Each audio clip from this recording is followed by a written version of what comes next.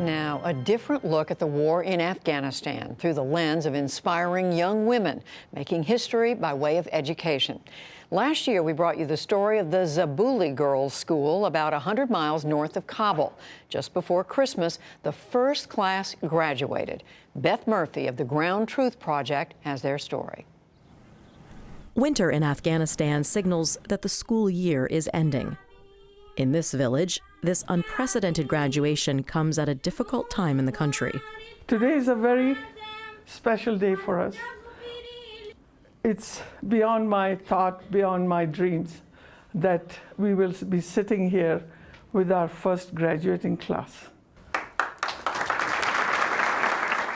This is the first time girls in this village have ever graduated from high school. When the Zabuli Education Center opened in 2008, the villagers wanted it to be a boys' school. But attitudes here have changed.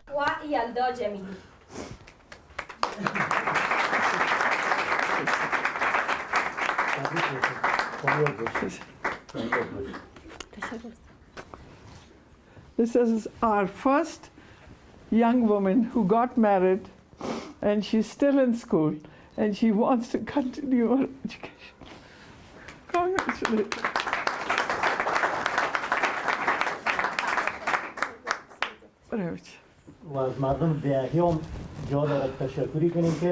And thanks to the people of this village who really supported and helped the school. Without your help, this would not be possible. And also, you really helped us. Without your help, this would not be possible.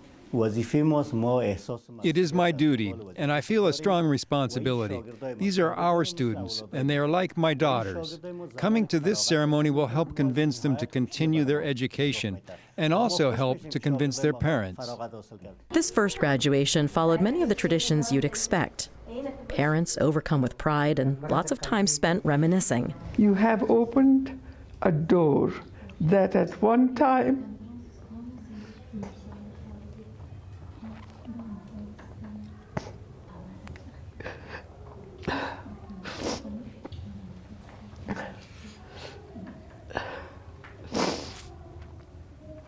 that I couldn't even imagine. This is truly a dream come true. Highlights from their high school years include field trips to Kabul, video conference calls with girls in Massachusetts, where Razia calls home in the U.S., and the groundbreaking of the Razia Jan Institute that will allow them to go to college right in their own village. Despite the successes, challenges remain. When we started, there was great hope that things will get better. But within these 8 years, things have gone worse. Many schools have been burned, many girls have been poisoned.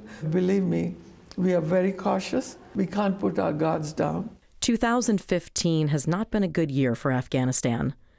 According to a new Pentagon report, things have gotten worse since Afghan forces took over the U.S. and NATO-led mission 1 year ago. Taliban attacks in Kabul alone jumped nearly 30%. The security of this village is better than a lot of places, because here we support the government and police. We are supporting them. The international community and Obama decided to get out of the country. They decided to leave. At the time, ISIS wasn't in Afghanistan, and the Taliban was weak. But now ISIS is here, and the Taliban is getting stronger. Stronger and more deadly. 54 people dead after a 24-hour Taliban assault on the Kandahar airport, an attack that was staged from a nearby school. And then another attack. There was an explosion here. It was really powerful, and right after the blast, this area was shaking. Amidst all the danger, graduation, a pocket of relative peace and a success to celebrate. It's the kind of investment the U.S. wants to protect, and a reason for troops to remain on the ground. The administration made an about face on pulling U.S. troops, a recognition that there's no end in sight to increased threats from insurgent and terrorist groups. President Obama announced the change in October. I've decided to maintain our current posture of 9,800 troops in Afghanistan through most of next year, 2016. this modest but meaningful extension of our presence, while sticking to our current narrow missions, can make a real difference. Without their help, we will have more terrorists here. Regional security and world security will be at risk. We need them to be here. America has, or other international countries have invested so much here. It's really something that they cannot lose completely, because there are such great other supreme powers that will come in a very passive way, like Russia and China. I think America will never leave. America is going to be always. I think there's a great interest of America in this country for their own security. For the PBS NewsHour, I'm Beth Murphy in Day Sub's district, Afghanistan.